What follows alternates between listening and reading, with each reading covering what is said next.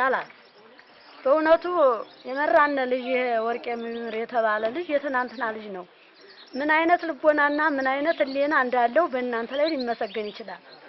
ከሱ አስተሳሰብና ከሱ በማብራት ፈልፍሎ ከማውጣቱስ ይልቅ እናንተ ደግሞ እሱን አኩርታችሁ እሱን ገድፋችሁ የተቀበላችሁትን ለምስጋና አገሩን ሰላም አድርጎ ቤት አምላክ ከድሜ ከእንጀራ እንዲሰጥልኝ እፈልጋለሁ። በህሊናዬ በራሴ ማለት ነው።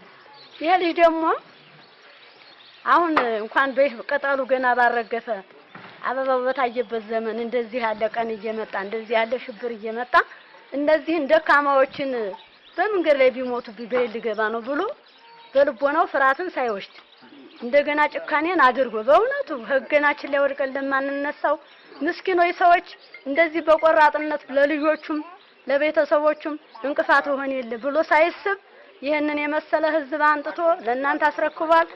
የገደፈንም ድርጅት እኛ ደካማ ነኝን ያላቅም እግዚአብሔር ህድሜ እንጀራ ይስጥልኝ ይኑርልን እናንተንም ያሰንብትልን ልጁንም በመስቀላት ነው የመጣና አውቴልክ ከባርዳ ቅርንጫፍ ግዳፍ አድርጎልናል።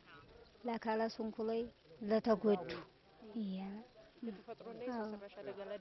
አዎ አመሰግናለሁ። ስለዚህ አመሰግናለሁ። ቀበሌ ነዋሪ ነኝ። ይሄ ከኢትዮጵያ ካቶሊክ ቤተክርስቲያን ድርጅት በጣም አሪፍ ነው። እኔ አሁን የካንሰር በሽተኛ ነኝ፣ የስኳር በሽተኛ ተጠቃሚ ነኝ። 135 ሺህ ብር አውጥቻለሁ እስካሁን ድረስ። አሁን መታከም የለኝም። የአራት ቤተሰብ አስተዳዳሪ ነኝ። ይሄ ድርጅት በጣም አሪፍ ድርጅት ነው። እኔ አሁን የምተዳደርበት ድርጅት የለኝም። ሕክምና አሁን ያስፈልገኛል 58 ሺህ ብር ድጋፍ ወደፊት አንጣታ ብያለሁ እና ስለዚህ ከልብ ነው የማመሰግነው ድርጅቱን። ቢቀጥልልኝ እንደኔ አሁን ወደፊትም ድጋፍ ቢደረግልን እንደኔ እግዚአብሔር ተባረከ ድርጅት ያድርገው።